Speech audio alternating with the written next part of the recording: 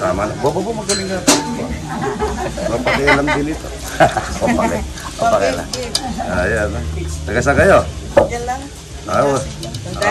Uwi na kayo. Lasik lang pala kayo. From Bulacan. Bulacan na idol. Ha? Kararating nyo na. Oh, may dyan muna kayo. Good morning mga idol. Magluluto na ako ng buro. Maraming mantika ang buro. Natutulog ang buro parang December. Ito magpipirito tayong talapia, walang kamatayan. Talapia, buro, mga idol. Ang buro ito yung ginawa kong buro. For dish lang yan, mga idol. Hindi pa na nasisira yung katawan ng isda. Pero didiskarte ni idol yan. Kung kulang ang asin niya dahil maano pa siya, kulang pa siya sa araw. Ang diskarte ni idol dito, lalagyan ng sinigang mix. Pagka mahalat naman, pag nagbuburo ako, inahalat ko yan para hindi mangamoy. Mahalat siya, pero pagka mahalat naman siya, lalagyan niya ng kanin. Dadagdagan ng kanin para medyo matanggal ang halat. Ito, bawang sibuyas, luya. Bawang sibuyas, luya. Yan. Wala akong satsi. Andun, na ako ng kamates. Yan, kamates. Pagka nagbuburo tayo, naglalagay tayo ng kamates. Kamatis. Kung mas maraming kamatis, mas masarap. Kaso malang kamatis, kaya konti na. Hindi, joke lang. Ito po, si ate, pwede ka na magbuhos niyan. Pagka nagbitaw ka dyan, mga 5 ay ito. Yan, taga Santa Maria Bulacan, bago kong nakuha nagluluto. Yan, bagong recruit. Yan, marunong din pala. Tignan nyo, nakikita siguro sa vlog yan. Ito po yung buro niya ito. Yan, no? Ang bango niya, no? Wala mang kamuya mo yan. Naggawa din si Double Yubos ko eh. Ang problema, nahuhud yung kay Double. Nangitim. Ito po, may nagluluto po akong taga Santa Maria, Bulacan. Yan. Magkapatid ni Engineer Carlito Fernando. Yan, no? Yung napakapayat ni Carlito Fernando, mga idol. Hindi niya mabuhat ang katawan. Konti ko. Wala na tayong sili. Titikman natin kay ate. Ate, nasa nagluluto ko rito. Ba't nawawala? Tansyado na rin niya. Tansyado na niya yung pinipirito. Tingnan natin kung masarap.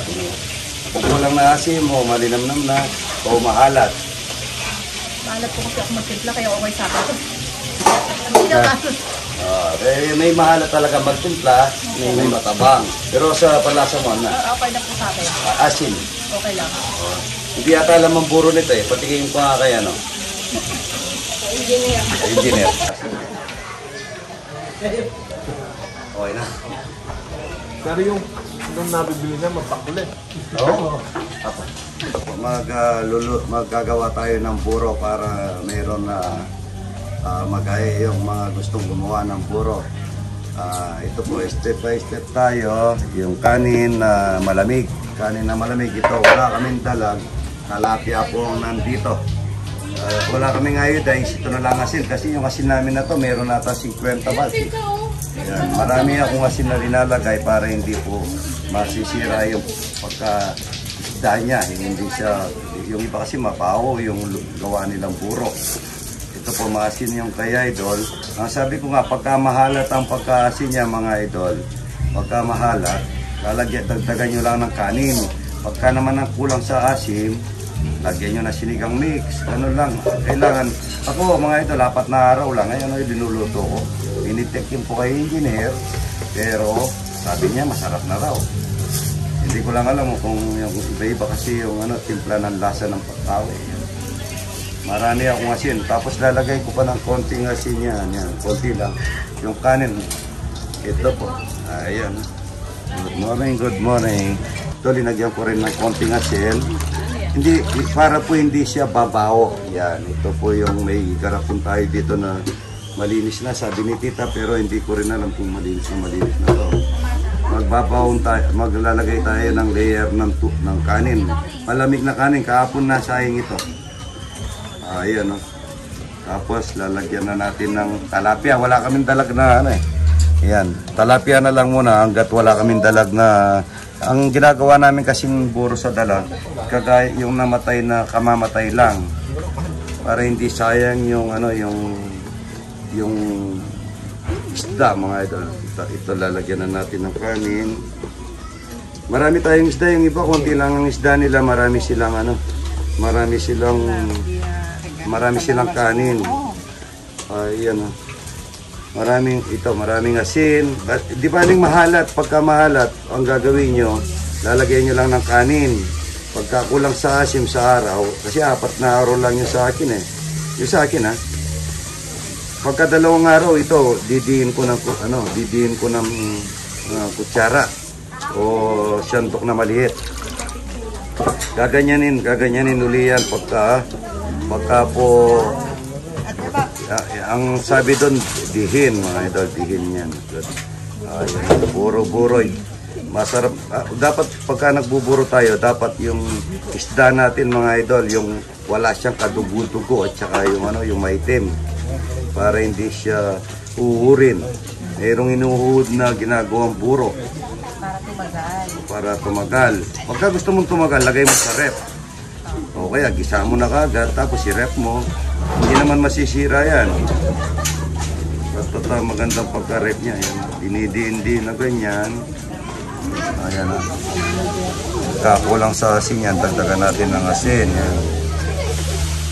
Ganito lang. Ito, kung maliliit na to, napasok lang sa amin ito eh. Pero masarap na buro yan. Ayan, taga-sampo kayo. Para, ayan na. Madaming bisit. Ayan, no? Tignan mo nga. Basta napasobra na ako ng kanin. Basta ko. Tama na. Bo, magaling na. Mapakialam din ito. Papakialam. Ayan, no? Taga saan kayo? Yan lang. Uwi na kayo. Lapit lang pala. From Bulacan. Ha? Kararating nyo na. Oh, may dyan muna kayo. Ayan. Ito, ganito yung pagbuburo ni Idol. Gusto nyo gayahin, na ganyan lang, mga idol. At saka dapat daw, pagka gumagawa ka ng buro, maganda yung puso mo. Hindi yung pangit ang puso mo kasi babaho daw ang buro mo pagka Ayan, di ba? Oo. Ayan, dapat palagi maganda yung ng puso mo. Ayan. Tapos, huwag ka magnakaw ng account na may account. Ang akin is Romeo Katakutan Official lang. Yan. Ganito yung buro ni Idol. Pagkatapos nito, pagkaraan ng 2 araw, didiin sa kutsara o maliit na sandok yan. Pagkatapos pagkatiting ng 4 na araw, pwede nang igisa yan, 5 araw. Pwede rin 6 na araw, pwede rin 10 araw para ahasim ng ahasim. Pero tinitingnan mo kung medyo mabaho, medyo rep mo na o gisa mo na. Kasi minsan kasi, swerte-swerte din yung pagbuburo pagka maganda ang pagkaburo. Ang sabi ni Idol, good morning, good morning.